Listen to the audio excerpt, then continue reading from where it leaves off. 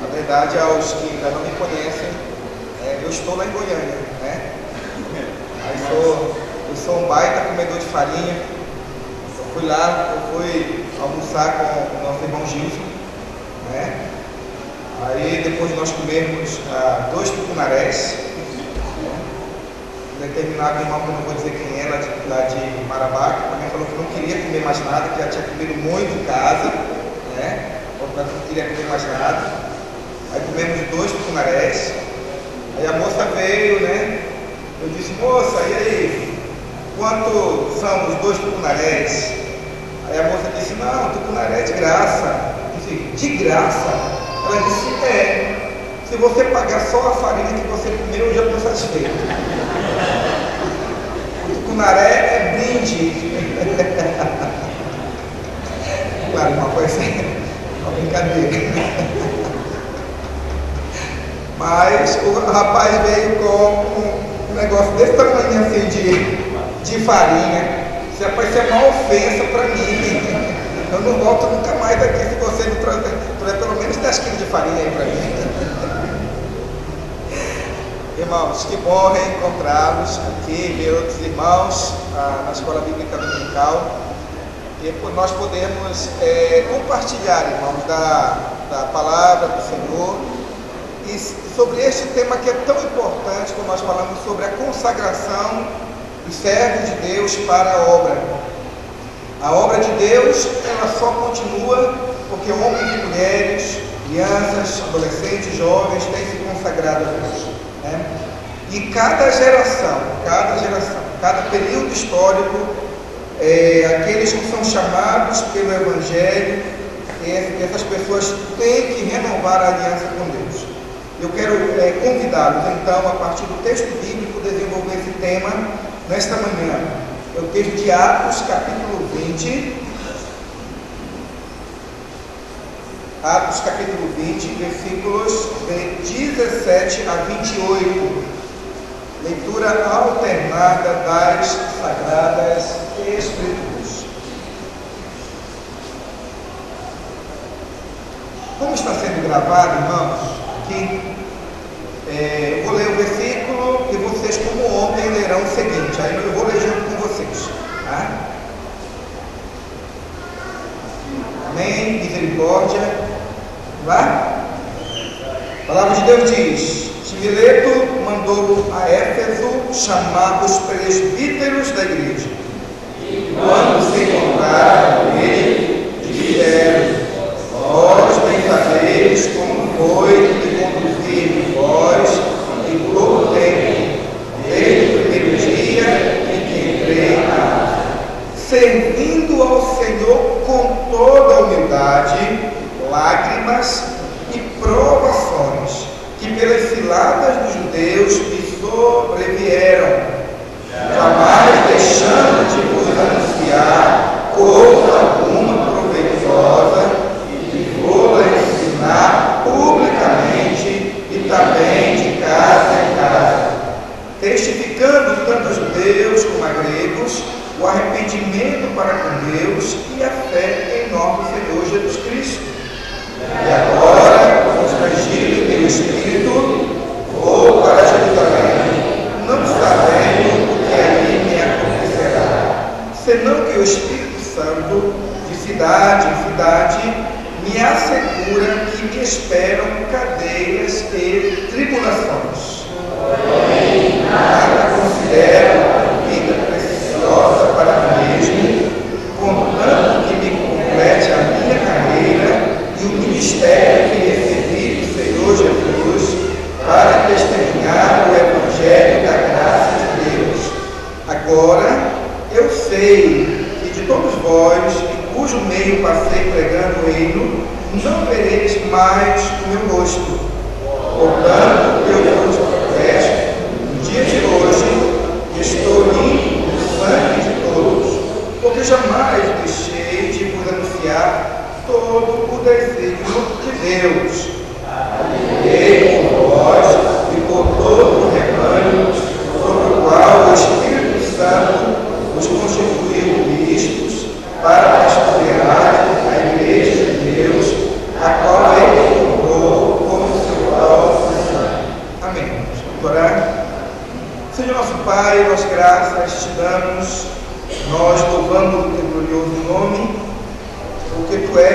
o Senhor da igreja.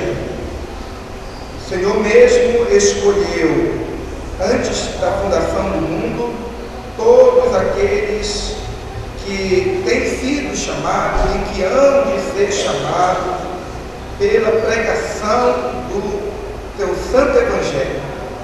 Graças te damos, Senhor, porque aprove ao Senhor soberanamente nos escolheu para sermos teus filhos e eleitos entre os predestinados. O Senhor também nos separou para anunciarmos o teu Evangelho a todas as nações.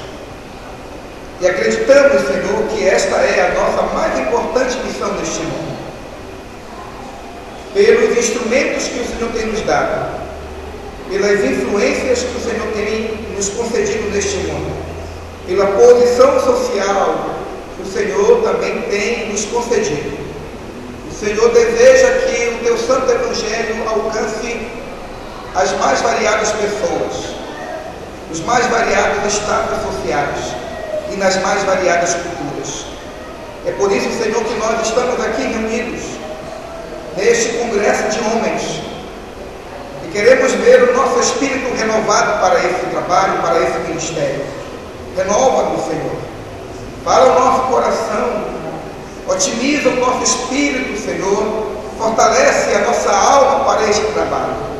E faz tudo isso, Senhor, através da tua palavra, para o nosso bem, para o bem daqueles que hão de ser alcançados pelo teu Evangelho, mas acima de tudo para a tua glória, no nome do Senhor Jesus. Amém. Meus amados irmãos, ontem à noite nós iniciamos esta exposição falando sobre homens que consagram a Deus o seu trabalho a favor da sua igreja.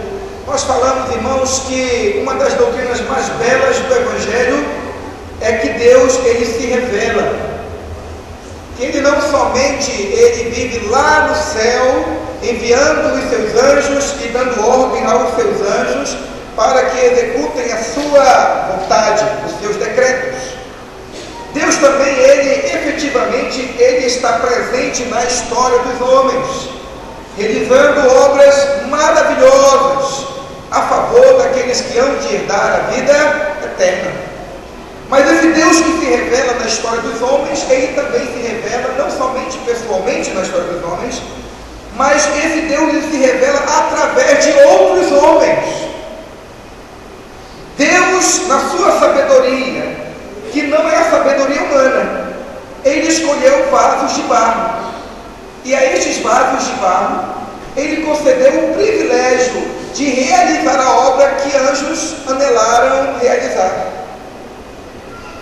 Deus escolheu homens na sua fragilidade, Deus escolheu homens que nas suas inconstâncias, Deus não escolheu homens que nas suas dificuldades de entendimento do próprio Evangelho que anunciariam, Deus escolheu exatamente estes homens para anunciar a salvação gloriosa em Cristo Jesus. Jesus estava prestes a ir para o lado de Deus Pai poderoso, Deus Pai Todo-Poderoso. E antes que ele fosse, aqueles que estavam com ele perguntaram: Senhor, será este o tempo que tu restauras o reino de Israel? Vejam a fragilidade, irmãos, dos próprios apóstolos. Mas Jesus não voltou.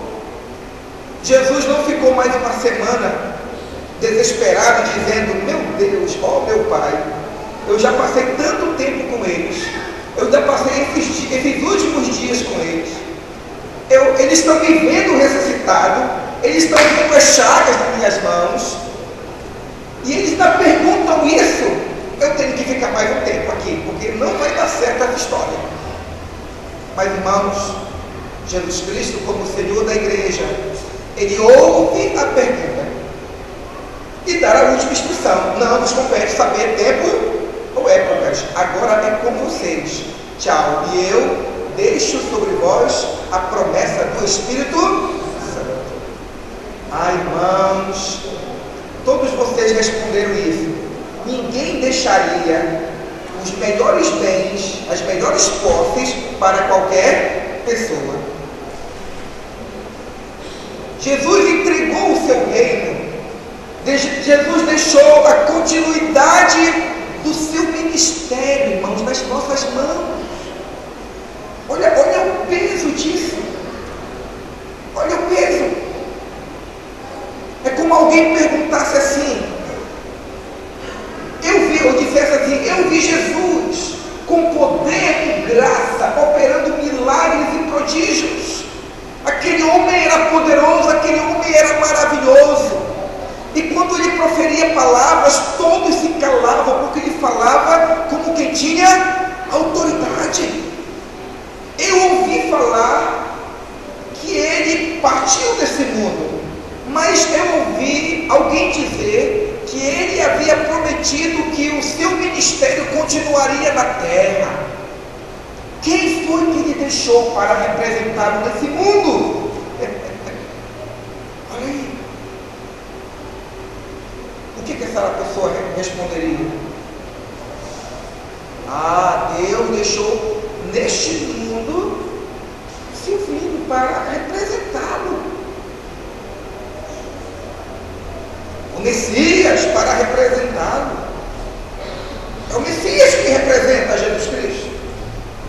E não são cada um de nós aqui que nós estamos dando continuidade ao ministério de Jesus, irmãos. Você sente isso? Você entende isso? Que de todas as pessoas da Transamazônica, das pessoas que você convive, aquele bastão, vocês já viram aquela corrida de bastão? Em que um corredor sai correndo, e de repente ele entrega o bastão para outro? Pois é, Jesus fez tudo aquilo que lhe era devido neste mundo, e depois ele passou o bastão para os santos apóstolos, e depois para os pais da igreja, e depois para os reformadores, e chegou um homem que recebeu esse bastão chamado Ashbel Green Simonton. E ele veio para o Brasil. E agora, irmãos, quem está com esse bastão e quem está correndo? Quem são essas pessoas? Somos nós, irmãos. E o texto de Hebreus diz que lá no céu, os santos de Deus, eles estão torcendo por nós. Existe uma nuvem de testemunhas. Esse bastão algum dia esteve, irmãos, nas mãos de Noé. Esteve nas mãos de Abraão. Gente, olha o tipo de pessoas que nós representamos na Transamazônica. E chegará um dia, irmãos, que Deus nos chamará para a sua glória.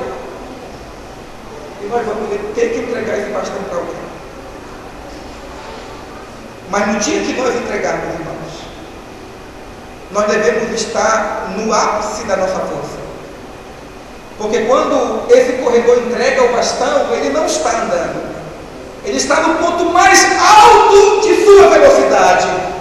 E aquele que está prestes a pegar, ele também está se preparando para dar tudo de si. Então eu lhes digo que nós devemos dar tudo de nós, porque esse é o nosso tempo, essa é a nossa geração que Deus deseja impactar e conduzir os seus predestinados para a sua glória. Aí nós falamos de que Pedro, vaso de barro, lembrado como aquele que negou Jesus, este homem tinha virtudes gloriosas, grandiosas. Ele era um homem de oração, ele era um homem comprometido com as Escrituras, era um homem que aprendeu, a despeito de suas fragilidades, a se comprometer integralmente com o reino de Deus, porque ele era um homem que evangelizava, era um homem comprometido com a evangelização. Nesta manhã, irmãos, à luz do texto que nós lemos, eu quero convidar vocês para que todos nós meditemos na pessoa do apóstolo Paulo. Na pessoa do apóstolo Paulo como aquele homem que Deus separou da incredulidade,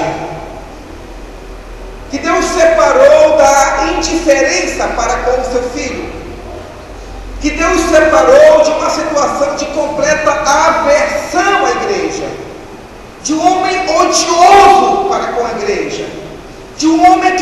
planejava na sua mente tudo, menos a edificação da igreja. Mas esse Deus que não trabalha com categorias humanas, esse Deus que não age segundo o pensamento humano, a estrutura mental humana, mas é esse Deus de graça, de misericórdia, que aonde abunda o pecado, superabunda a graça. Aprove a esse Deus fazer este homem chamado Paulo um vaso de barro, cujo trabalho excelente ele realizou na igreja primitiva. Ele fez do apóstolo Paulo, este que era perseguidor, Deus o fez experimentar a graça de ser perseguido, de ser perseguido por causa do Evangelho.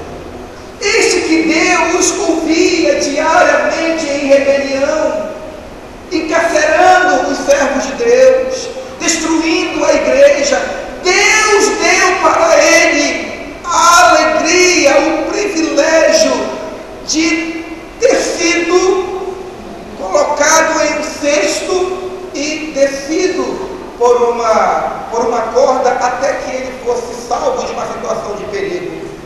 Agora ele está do outro lado da cortina. Agora ele está experimentando, gente, não o peso de ser perseguido por causa do Evangelho, porque para ele, tudo que ele passou após a sua conversão nunca foi peso, mas foi glória, foi alegria, foi contentamento, porque ele estava plenamente certo de que o Evangelho que ele pregava era a concretização de todas as promessas de Deus a Israel e a todas as nações que foram realizadas desde o Antigo Testamento. Ele estava constrangido que a mensagem que ele pregava era o verdadeiro Evangelho. Aliás, ele estava plenamente convicto que tudo aquilo que Deus falou, que Deus realizou no Antigo Testamento tinha uma única função, um único objetivo: enviar o seu filho, e que da boca do seu filho a verdadeira doutrina para judeus e gentios poderia ser então objeto de conhecimento e de pregação para todas as nações. E é a partir daí, meus amados irmãos, que este homem muda radicalmente a sua vida. Ele deixa o farisaísmo, ele deixa o status social no qual ele estava dentro do farisaísmo, porque ele era bem visto, ele era honrado, ele era respeitado, ele era buscado, era lhe dado autoridade. A sua vida era chancelada, a vida de perseguição contra a igreja era chancelada pelas autoridades judaicas. Não faltava glória neste mundo para ele. Ele era um homem com a inteligência acima da média. Ele conhecia da cultura judaica. Ele era um profundo conhecedor da lei de Moisés. Ele havia estudado junto com Gamaliel. Era um homem que tinha credenciais. Mas ele diz, irmãos, em determinado momento da sua vida, que tudo ele considerou como refúgio.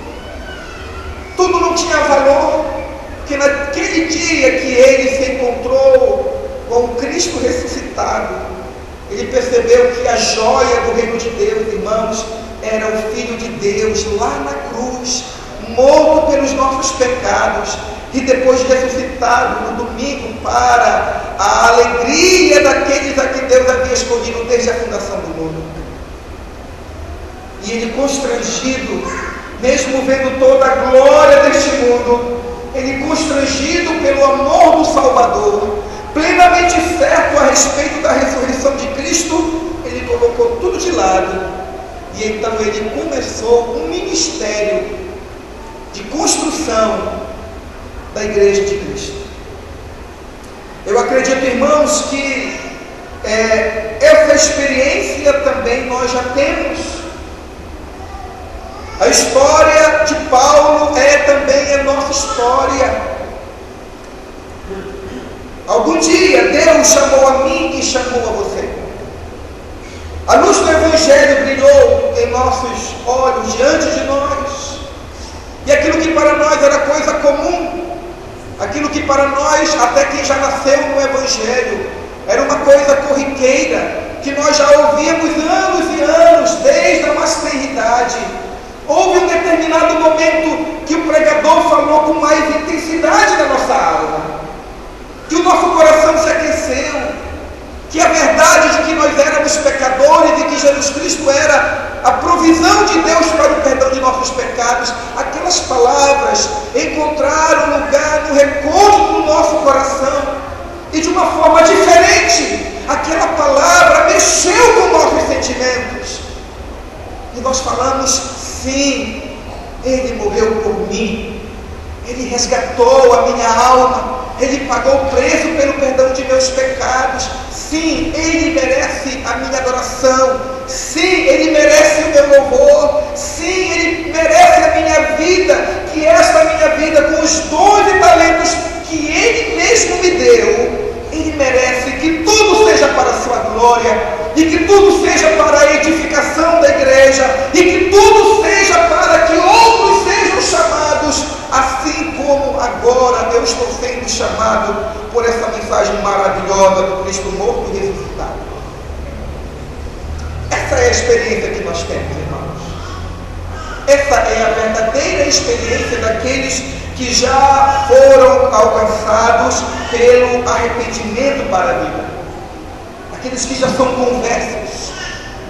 Então eu lhes digo, se essa é a nossa experiência, que o próprio apóstolo Paulo também teve, é preciso que nós entendamos, irmãos, que a vida de Paulo serve para nós nas Sagradas Escrituras como um padrão de vida, um padrão de comportamento.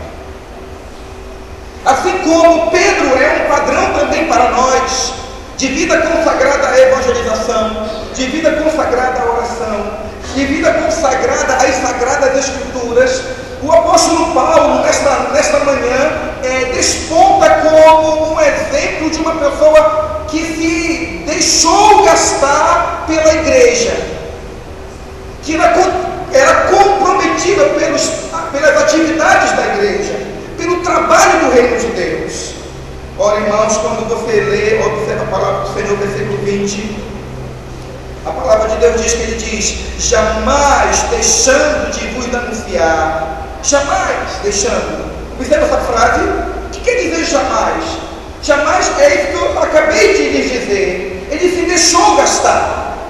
Em todos os momentos da sua vida, tudo que o apóstolo Paulo pensava é: eu posso servir a Deus, eu posso servir ao meu Jesus aonde eu estou e nas condições que eu estou agora. Tudo pode ser para a glória dele, tudo pode ser revestido como oportunidade para a evangelização. Cada circunstância pode ser usada para que o seu reino seja implantado nesse mundo.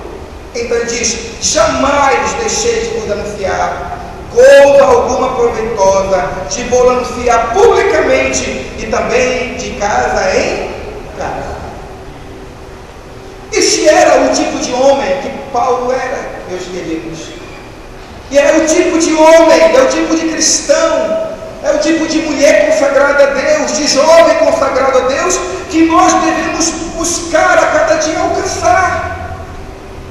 Porque de todos os trabalhos que nós realizamos neste mundo, de todas as responsabilidades que nós temos neste mundo, e que não são poucas, a mais sublime, a mais maravilhosa, aquela que Deus espera que sejamos mais prontos a realizar, é a obra da evangelização, é o testemunho da salvação em Cristo.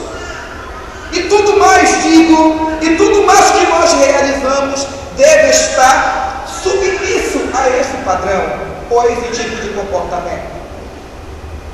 Tu és professor, então realiza a tua obra de professor, mas como professor realiza a obra mais importante, que é a obra da evangelização. Tu trabalhas na saúde, tu trabalhas em uma repartição pública, tu és comerciante, tu és comerciário, em qualquer área que tu estás, que o próprio Deus te plantou, realiza essas atividades, mas lembra disso, que enquanto tu realiza estes trabalhos, um outro trabalho deve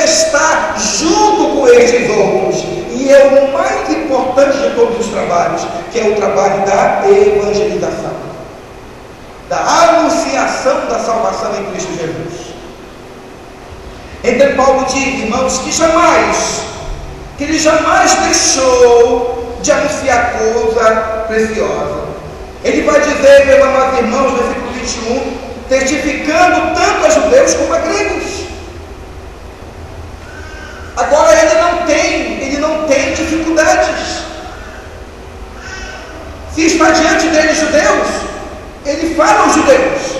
Se está diante dos gregos, ele não se sente diminuído, porque ele está diante de gregos que poderiam conversar com ele a respeito da filosofia.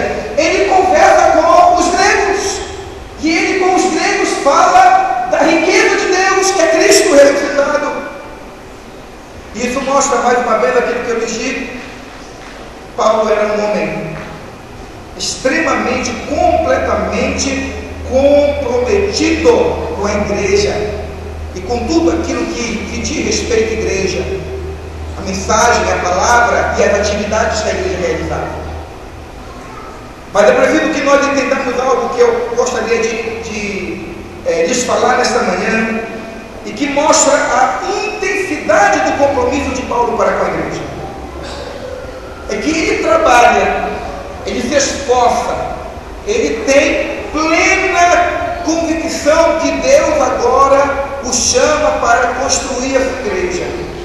Mas este homem que tem todo o ímpeto de construir a igreja, de edificar a igreja, este homem teve que superar pelo menos 4 obstáculos.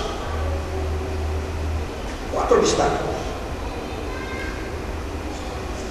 4 obstáculos que ele poderia, simplesmente diante destes 4 obstáculos, ele poderia virar as costas e dizer, como se diz lá em Goiás: não dou conta.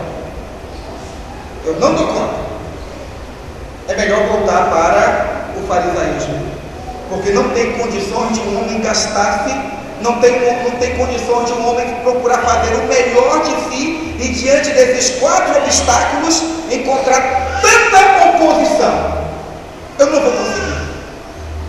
Mas a palavra de Deus diz, irmãos, que quando ele está diante dos presbíteros de Éfeso, ele se mostra como alguém que superou esses 4 obstáculos, a despeito de toda a oposição. Aí tu dizes assim, então, pastor Israel, quais foram esses 4 obstáculos que Paulo teve que superar para que ele cumprisse fielmente o seu chamado e edificasse a igreja e se comprometesse cada vez mais com as atividades da igreja? O primeiro obstáculo, irmãos, que o próprio Paulo teve que superar foi a oposição dos gentios, de pessoas que não entendiam do Evangelho, nem do Evangelho e nem entendiam da cultura judaica. Mas que em determinado momento, quando Paulo começou a pregar a verdade de Deus, essas verdades iam contra ao modo de pensar dos gentios. O exemplo é, se vocês olharem atrás, no capítulo 19, vocês observarão que Paulo está em Éfeso, e ele começa a pregar em Éfeso. Então um homem chamado Demétrio, que fazia algumas estatuetas, alguns ídolos da deusa Diana, ele começa a ficar enciumado e irritado, porque a pregação do Evangelho, irmãos, fere diretamente todo o sistema religioso que é idólatra. E por causa de Demétrio, irmãos, criou-se grande alvoroço em Éfeso. E então o apóstolo Paulo, ele teve que rever o seu ministério lá. Teve que dar uma resposta àquela situação. Mas quando você lê o texto bíblico, a despeito da oposição de Demétrio, a despeito de tudo aquilo que Demétrio fez, chamando outras pessoas para perseguir Paulo, para perseguir a igreja, o que Paulo diz? Em nada deixei, jamais deixei de vos anunciar coisa proveitosa. Ele está dizendo, eu não me deixei intimidar por Demétrio. Eu não me deixei intimidar por aqueles que eram gregos. Eu não me deixei intimidar por aqueles que se opuseram à pregação do Evangelho. Eu anunciei na praça, publicamente, e eu anunciei de casa em casa. Eu não me acovardei, porque eu estou plenamente convicto de que aquilo que eu prego é fielmente a vontade de Deus para a humanidade. E se nós queremos, como o apóstolo Paulo, se nós queremos ser operosos na casa de Deus, no reino de Deus, irmãos, nós temos que ter essa mesma coragem de Paulo. Às vezes você está numa repartição pública ou privada, em que existe uma oposição severa à fé cristã. Você ouve deboches, você ouve acusações, você ouve generalizações. Uma pessoa errou e errou feio, então aquele grupo de pessoas com quem você trabalha pega aquele erro e generaliza, dizendo que todo cristão é aquilo que o outro caiu. E às vezes você fica talvez intimidado, você se sente sem poder para testemunhar, você se sente constrangido em não falar do Evangelho. Irmãos, se o nosso comportamento for assim, nós não estamos nas mesmas pegadas do apóstolo Paulo. Hoje nós só estamos aqui porque o apóstolo Paulo, mesmo diante da oposição dos gentios, ele corajosamente falou. Vocês se lembram quando Paulo esteve diante daquela autoridade romana? E ele então anunciou o Evangelho. E então Festo disse: Paulo, tu te deliras? Por pouco tu não me fazes um cristão? E ele diz: não somente tu, mas também essas cadeias. Mas ele estava diante de uma autoridade romana, irmão, que tinha o poder de vida e morte sobre ele. E na oportunidade que foi lhe dado, ele pregou sobre a ressurreição, sobre Cristo, sobre o glorioso Evangelho da salvação em Cristo, meus amados. Então nós temos que superar também isso, porque a sociedade secular se opõe também ao Evangelho. Aonde tu estás, Deus te colocou para que tu testemunhes da fé. Tu estás na política, tu estás na economia, tu estás na área da saúde, tu estás na área da educação, você está na área do comércio. Em que tu trabalhas? Tu empregador, tu és empregado, tu gerencia pessoas, tu gerencia coisas. Então eu digo para você, erga sua cabeça, porque atrás de você existe uma multidão de testemunhos que já um dia, na história deles, pegaram o bastão. Estes homens foram Abraão, Isaac, Jacó. Estes homens foram pessoas como Moisés, como Miriam, como Ana, Maria e tantos servos de Deus que corajosamente enfrentaram todas as oposições, como Daniel, que poderia ter perdido toda a influência política e econômica e recursos da Babilônia, mas ele decidiu não contaminar-se com as finas iguarias. E diante dos seus algozes, ele disse: se Deus quiser, ele nos livrará. Se ele quiser. Se ele não quiser, não tem problema. Eu sou calvinista, eu vou morrer, mas eu não vou me curvar diante desse ídolo. Porque se eu morrer, porque Deus quer, e Ele já escreveu e determinou todos os meus dias, antes que nenhum existisse, mas eu vou para o céu fiel, sem negociar os meus princípios. Assim Paulo fez. Diante daquela turma, a multidão, ele foi fiel. Seja fiel, meu amado irmão. Seja fiel. Continue pregando o Evangelho. Se é trabalho da igreja, se é movimento do pastor, se é movimento da UPH, estimular você a testemunhar no seu trabalho, faça isso. que Deus honrará você. O segundo obstáculo, está 3, né? O segundo obstáculo é que Paulo, ele corajosamente, ele superou os obstáculos que foram impostos pelos judeus. Exatamente os judeus que anteriormente aplaudiam Paulo. Os mesmos judeus que algum tempo atrás elogiavam Paulo. Veja, Paulo é aquele rapazinho que agora já é um homem, aquele da tribo de Benjamim, que tem o nome do primeiro rei de Israel. Rapaz, ele não é rei de Israel, mas a autoridade com que ele fala das Escrituras, rapaz, poucas pessoas têm essa habilidade. Aí já o outro dizia assim: mas tu não sabe, rapaz, ele estudou lá em Jerusalém. É mesmo? É. Aí chegava um outro e dizia assim: e ele estudou aos pés de Gamaliel. Não acredito. Sim. Aí como um paraense dizia: olha já mesmo, mas o cara é bom mesmo, meu irmão.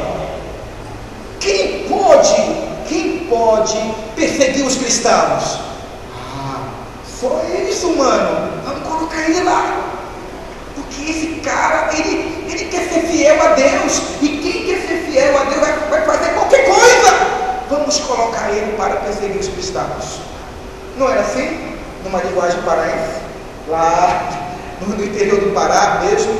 Então foi assim mais ou menos. E eu vou dizer o seguinte, irmãos: Paulo tinha tudo que um homem poderia ter nesse mundo: consideração, glória, influência, poder.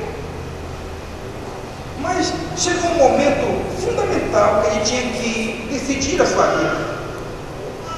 Ou ele deveria, ou ele continuaria obedecendo a tradição judaica, ou agora ele estaria envolvido com um projeto de Deus através de Cristo ressuscitado. Ele desejou, ele decidiu-se, ele entendeu que o Cristo ressuscitado, que iria aparecer naquela estrada para Damasco, era o plano de Deus para a humanidade. E a partir daí, irmãos, apesar da oposição dos judeus, ele continuou pregando. E o interessante aqui a respeito da oposição dos judeus, irmãos, é que essa oposição dos judeus às vezes era instigada pelo próprio Paulo. Era o próprio Paulo que muitas vezes ia à busca de briga. Assim, briga pode falar, né? Certo? Era ele que se colocava na situação de confrontação. Porque em cada cidade onde existia uma sinagoga, o primeiro local que ele ia para onde? Ele ia para a briga. Ele ia confrontar. Ele ia falar. Porque, irmãos, os judeus eram seus irmãos de sangue. E ele desejava ardentemente que pelo seu testemunho, pela sua experiência com Deus, pelo conhecimento que agora ele tinha do Antigo Testamento, pelas lentes do Evangelho do Cristo ressuscitado, ele desejava que os seus parentes também se convertessem. E não poucas vezes o apóstolo Paulo foi expulso da sinagoga. Era sinagoga, era expulso e voltava. Era expulso e voltava. Era expulso e dizia: não volte mais aqui. Ele dizia assim: eu não volto aqui, mas eu vou para outra cidade, para outra sinagoga. E lá vou. Ou se não, quando ele estava, como em Corinto, expulsaram ele da sinagoga. Ele disse: eu não fico na sinagoga, mas eu vou pregar na casa ao lado, que quando eu começar a falar, vocês vão ouvir na sinagoga. Ele não se deixava intimidar pelos judeus, irmãos. Ele não se deixava. Então eu digo a vocês, meus amados irmãos, nós devemos seguir as pegadas de Paulo. Às vezes nós encontramos, vamos fazer um paralelo aqui, né? Fazer uma atualização. Às vezes nós encontramos pessoas que se dizem: eu já fui evangélico. Os desigrejados, né? O número tem aumentado dos desigrejados. Pessoas que passaram por alguma experiência traumática na igreja. E pessoas, como foi falado aqui, né? Aliás, foi falado aqui ontem, né? Eu sou de Cristo, de igreja nada. E é preciso que nós sejamos teimosos, amorosamente com essas pessoas, porque são pessoas feridas, irmãos, que passaram por algum constrangimento na igreja, alguma decepção na igreja, e de repente, através da nossa vida de piedade, a nossa vida de amor pelas almas, de nosso compromisso para com Deus, de nossa santidade, de nossa integração com a casa de Deus, isso pode, pela palavra e pela ação, pode constranger o coração desses irmãos. E eles podem novamente voltar para o aprisco de Cristo. Então eu lhe digo, não emudeça os seus lábios quando você encontrar uma pessoa que se oponha, como os judeus também se oporam a Paulo. Lembremos, irmãos, que no início do cristianismo, uma boa parte, um número considerável da igreja era composta de judeus. Se você ler Atos dos Apóstolos, se você ler as epístolas, você vai encontrar que Paulo alcançou resultado positivo nessa evangelização. Diante da oposição dos gentios, Paulo pregou e ele colheu frutos. Diante da oposição dos judeus, Paulo corajosamente testemunhou e ele colheu frutos. Tu estás intimidado com as pessoas que negam o Evangelho, que rejeitam o Evangelho? Meu irmão, lembra que eles estão mortos em seus delitos e pecados? Eles não veem a glória de Cristo, a beleza do Cristo. Tu hoje tu vês, está lembrado disso? Você está lembrado que é hoje que tu vês a glória de Cristo? Mas tu te lembras que antes de Cristo chamar você,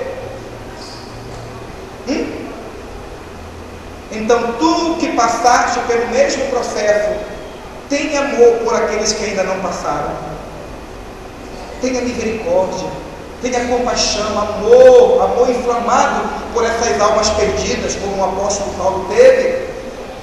Agora sim, o terceiro obstáculo que mostra a intensidade de Paulo pelo trabalho da igreja é que Paulo ele teve que superar um desafio constrangedor. Paulo teve que superar as próprias crises internas da igreja. Meus amados irmãos, lutar contra a oposição externa é relativamente fácil, não é verdade? É mais fácil. É um incrédulo, é um ímpio, é uma pessoa que está fora da igreja. É fácil. Gente, mas quando eu leio o apóstolo Paulo, as epístolas, quando eu leio o Atos dos Apóstolos, com quão a intensidade Paulo amou a igreja. Foi açoitado, humilhado, perseguido, passou por naufrágios. E agora ele também passou por oposição da própria igreja. Deus o chamara para o apostolado. E ele se apresenta diante da igreja. Era natural que a igreja dissesse: esse cara está mentindo. Ele está se fazendo de um dos nossos para depois ver quem são os apóstolos, prender todo mundo e acabar com a igreja. Essa primeira atitude da igreja justifica-se, na verdade, é natural. Mas na medida que o apóstolo Paulo vai convivendo com a igreja, que Deus vai começando a operar milagres através desse homem, que Deus começa através dos lábios desse homem trazer a doutrina pura do Evangelho. Na medida que Deus usa este homem para ler o Antigo Testamento e encontrar no Antigo Testamento Jesus, e ele começa a ensinar a igreja, e ele começa a passar por dificuldades, ele passar por fome, nudez, perigo ou espada, quando a sua própria vida é um testemunho vivo que Deus havia alcançado a vida dele, mesmo assim, tudo que ele fez ainda não foi suficiente, não tinha sido suficiente para entrar na mente de alguns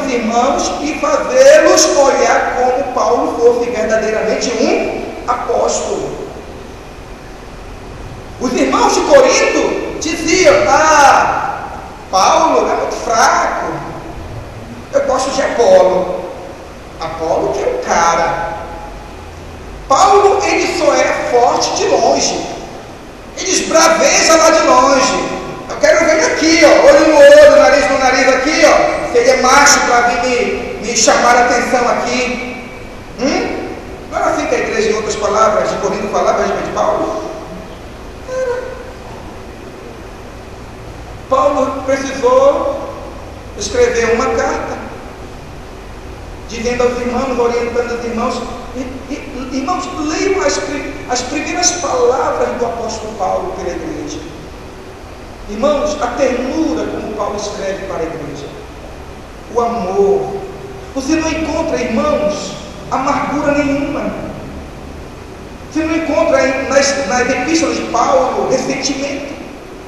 E este homem era um homem difícil.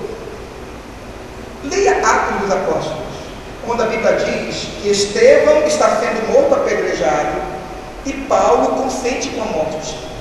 A palavra grega para consentir é uma palavra que está ligada aos afetos, ao coração. Era como se Paulo concordasse, não simplesmente formalmente, mas como se ele tivesse alegria, o sentimento dele estivesse naquela morte. Uma pessoa que sente prazer, contentamento em ver alguém morrendo por apedrejamento é uma coisa sinistra, não é não? Porque morrer por apedrejamento não é uma coisa fácil de viver. Então, aqui agora Paulo, irmãos, ele fala para as congregações que ele chora, que ele sofre, até Cristo ser formado nas igrejas. E qual é a resposta de algumas igrejas, de alguns irmãos que foram até alcançados pelo próprio apóstolo Paulo? Muitos ignoraram Paulo, muitos não viram nele autoridade, muitos questionaram seu apostolado, e por causa disso, irmãos, ele fez becinho e disse assim: não, agora não vou mais me esforçar pelo reino de Deus. Não, meus amados, ele continuou amando, ele continuou se entregando, ele continuou se esforçando, ele continuou abençoando a igreja. A igreja presbiteriana na Transamazônica tem problemas? Sim. Tem desafios a serem superados. Você tem sentido esses desafios? Você é presbítero, você é diácono, você é evangelista, você está na frente de alguma atividade da igreja. Deus colocou você em determinado local da igreja para administrar e para abençoar, e agora você está sentindo o peso disso. Você percebe que nem sempre as pessoas respondem prontamente ao seu chamado para o trabalho missionário, para o trabalho do reino de Deus, para fazer alguma atividade de alguma sociedade da igreja. Você diz: sim, pastor, eu estou quase já deixando de lado. Mas meu irmão, minha irmã, isso não ocorreu em nada diferente do apóstolo Paulo.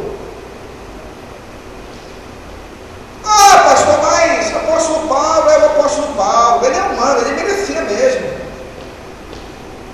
Ele certamente algum dia fez alguma pregação que não foi legal, alguma pregação de carapuça, né? Irritou alguns irmãos, ele era humano, então tudo bem. E o que ocorreu com o ministério de Jesus?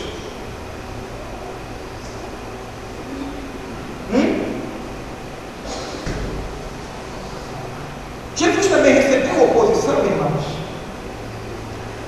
dos próprios apóstolos.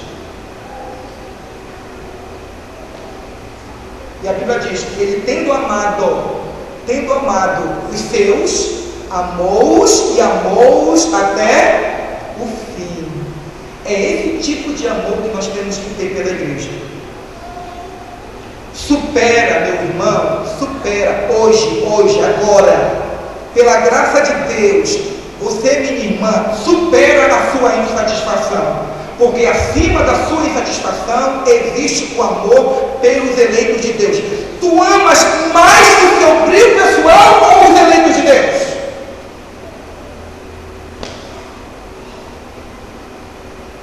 Tu amas mais a sua personalidade ou tu amas a cara de Deus? Ah, pastor, o senhor não sabe que no final do ano chamaram todo mundo para vir à frente para receber o cargo, mas não me chamaram, e já é maio, e eu não assumi porque não me chamaram lá para orar. Menino, você é criança, você está tomando leite ainda? Aquele que te vocacionou não foi homens, foi Deus. Aquele que colocou 12 talentos na tua alma não foram homens, foi o Espírito Santo. Amadurece, cresça, a despeito das adversidades, realiza a obra, como o próprio Cristo nos deu exemplo que foi compreendido por Paulo, que mesmo diante das oposições, das artimanhas da igreja, da infantilidade da igreja, este homem amou a igreja, amou até o fim e deu a sua vida por ela, como ele viu o próprio Cristo morto e ressuscitado. E nós estamos, irmãos, fazendo biquinho, irritados, porque o pastor não lembrou da gente, porque o presidente da UPH não nos chamou à frente, não orou pela gente, não deu a honra que nós achávamos que para nós era devida. A honra é só dele, meus amados irmãos. Nós somos vasos de barro. A excelência é dele, a glória é dele. Então Paulo teve, irmãos, que superar tudo isso. Não compreendido pela igreja, ele amou a igreja. Perseguido pela igreja, ele amou a igreja. Dificultado em seu ministério, não sendo reconhecido como apóstolo, ele escreveu uma carta dizendo: eu sou apóstolo, e Deus tem enriquecido vocês com toda a palavra, todo conhecimento e todo dom. Vocês têm virtudes, eu amo vocês. É preciso, irmãos, que nós amadureçamos, e só pode superar esse obstáculo quem amadurece. Vocês estão lembrados, irmãos, da diferença que teve João Marcos com Paulo? Paulo e João Marcos tiveram ou não uma diferença? Tiveram. Paulo foi para um lado e depois o que ocorreu? João Marcos foi para o outro. Está lá na Bíblia. E em um determinado momento, quando Paulo estava sofrendo por causa do Evangelho, ele estava preso, ele mandou uma carta. E sabe o que ele disse na carta, irmãos? E manda João Marcos, porque ele é útil. Ele é o último reino. É meu irmão. Eu tenho que amadurecer, ele tem que amadurecer também. Qual é o mais importante? Eu? Qual é mais importante? Ele? O mais importante são os eleitos de Deus e a igreja.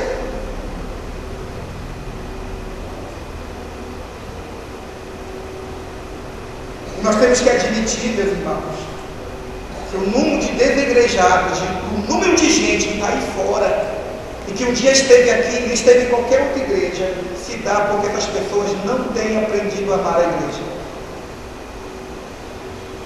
Eu aprendi com esse homem a amar a igreja e amar os pastores da igreja, a honrar os presbíteros, aos diáconos, a superar os próprios limites por amar o povo de Deus.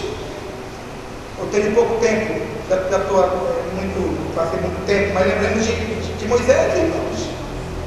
Moisés passou 40 anos no deserto, só recebeu honra quando morreu. Foi justo essa honra? Porque não honrou ele quando estava em vida? Então honremos-nos uns aos outros, queiramos o bem um dos outros, irmãos, estimulemos uns aos outros. Ah, mas esse irmão, ele tem coisa que eu não concordo, mas ele tem virtudes. Olha a virtude dele e toma ele como parceiro do reino de Deus, e deixa que as diferenças fiquem de lado. Supera isso, meu amado irmão, supera isso para a glória de Deus e para o bem da igreja. Não permita que a amargura amargura, o ressentimento ou a tristeza se levante contra você e contra o crescimento do reino de Deus. Que é outro ponto que eu gostaria de desenvolver, mas eu creio que basta este momento aqui. Porque Paulo teve que superar, enquanto era perseguido pela igreja, ele teve que superar o obstáculo das emoções, do desestímulo. Você veio para este encontro de EUPHs, você veio hoje para a escola bíblica dominical. Você tem algum sentimento, algum ressentimento, alguma coisa negativa em relação à igreja? Você tem alguma insatisfação com a igreja? Ah, pastor, eu tenho. Então eu vou dizer, meus amados irmãos, todos aqui nós temos. Todos nós temos aqui. Em algum ponto ou outro. Todos nós temos. Mas sabe onde está a diferença daqueles que continuam alegres, prontos no serviço do Senhor? É porque essas pessoas amadureceram.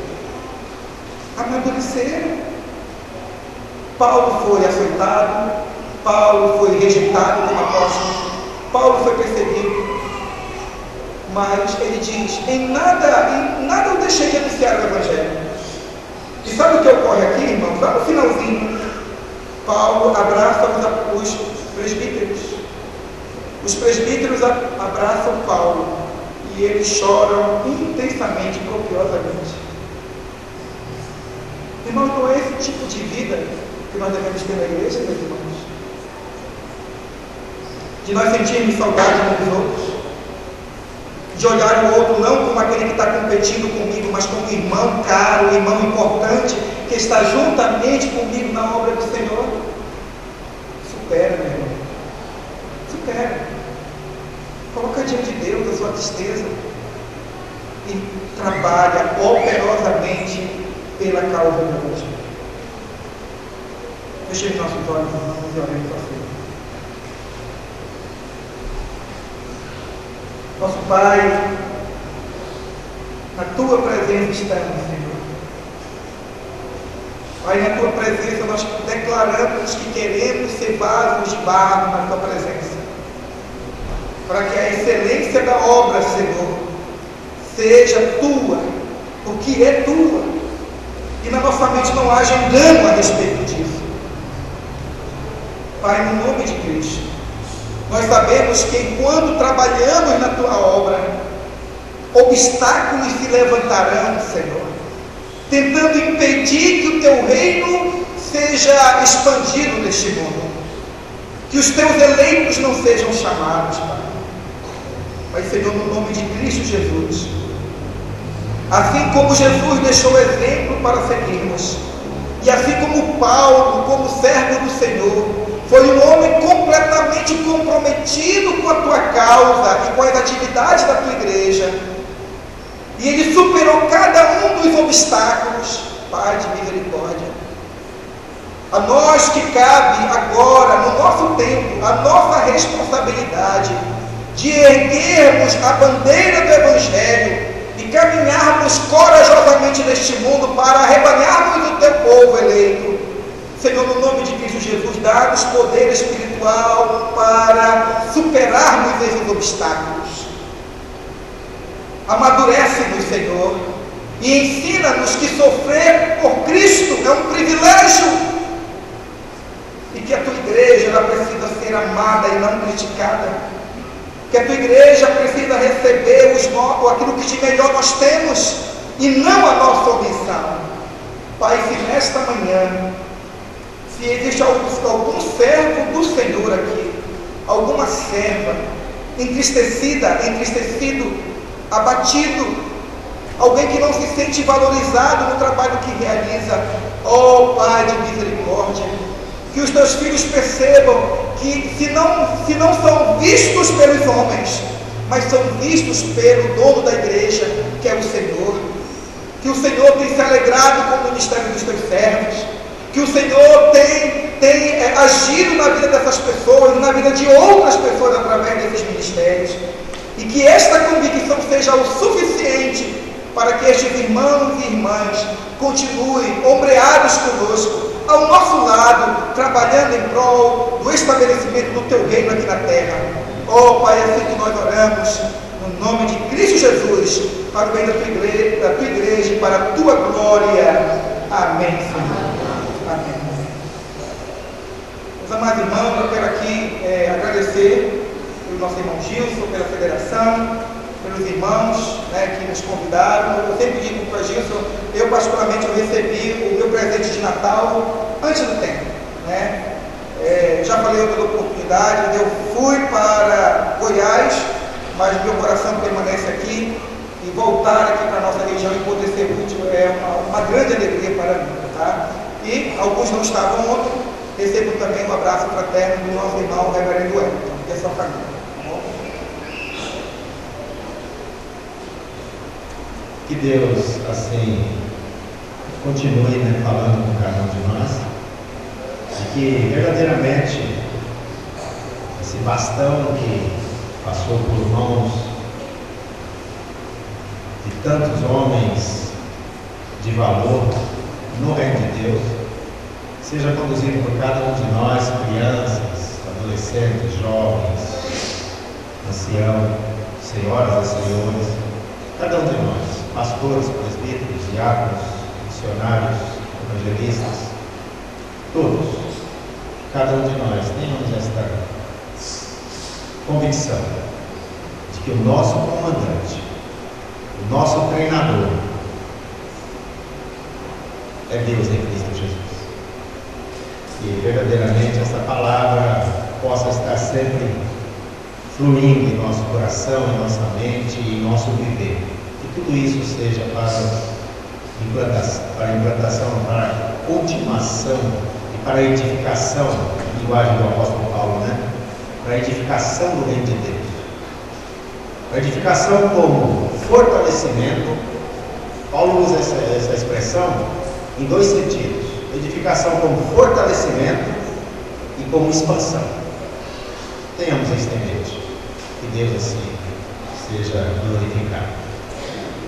Quero passar aqui algumas comunicações. O pastor Maurício pediu que ele, se não saiu, mas disse que iria sair para resolver alguns assuntos sobre o almoço, sobre a alimentação.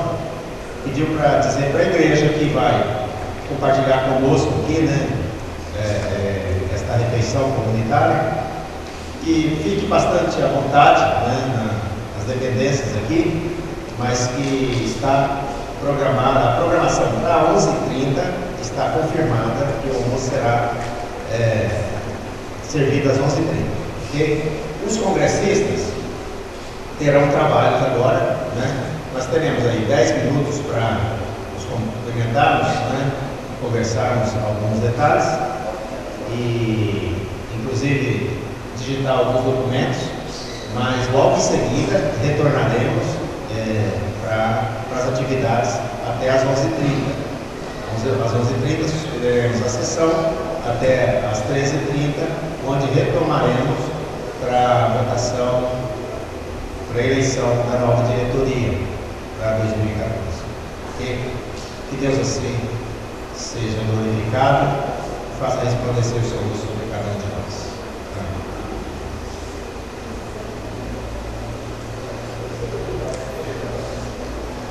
Irmãos, só um adendo. Nós temos que passar a palavra à Secretaria de Diplomacia e ela estará lendo o seu relatório, fazendo assim as considerações e os agradecimentos à igreja, às autoridades eclesiásticas e tudo mais. Então, neste momento, passamos a palavra à Secretaria de Diplomacia.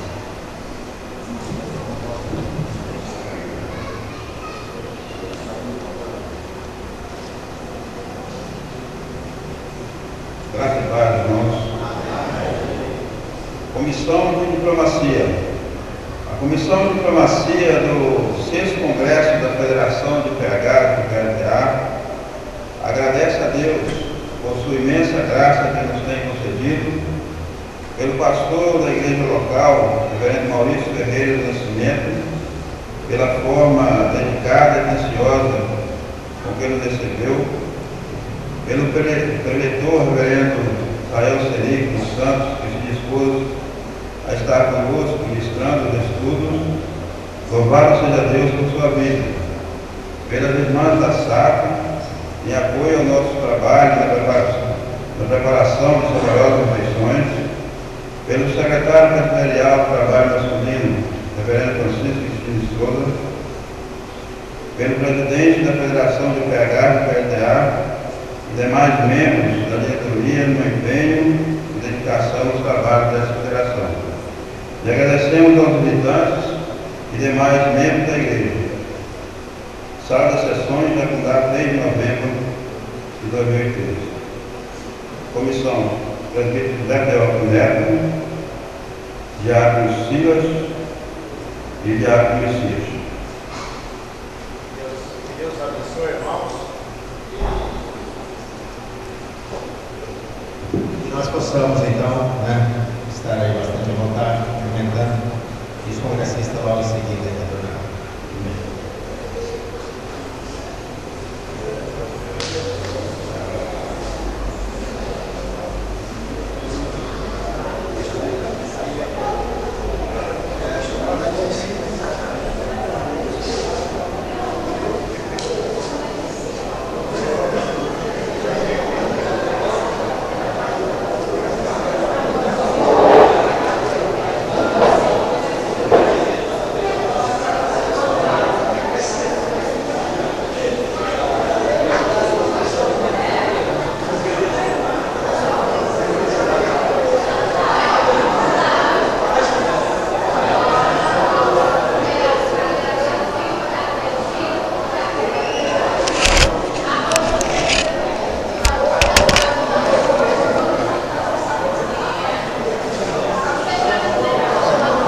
Eu aí.